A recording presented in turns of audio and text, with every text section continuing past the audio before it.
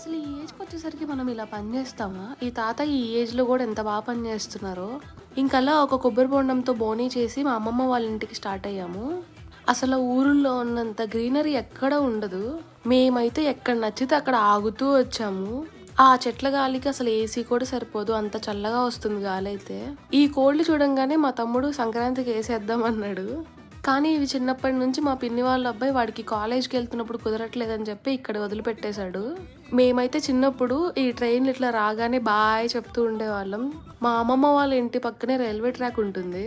చిన్నపిల్లనప్పుడు అదొక హ్యాపీనెస్.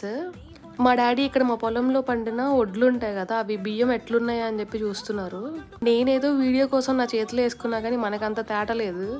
మీలో ఎంతమందికి ఈ చెట్టు తెలుసు? దీన్ని రామ్ఫలం అంటారు. హెల్త్కి అయితే చాలా మంచిది ఇవి. మా తాతయ్య నా కోసం గోంగూర తెచ్చారు, అదే మా అమ్మ ఒలుస్తుంది ఇక్కడ.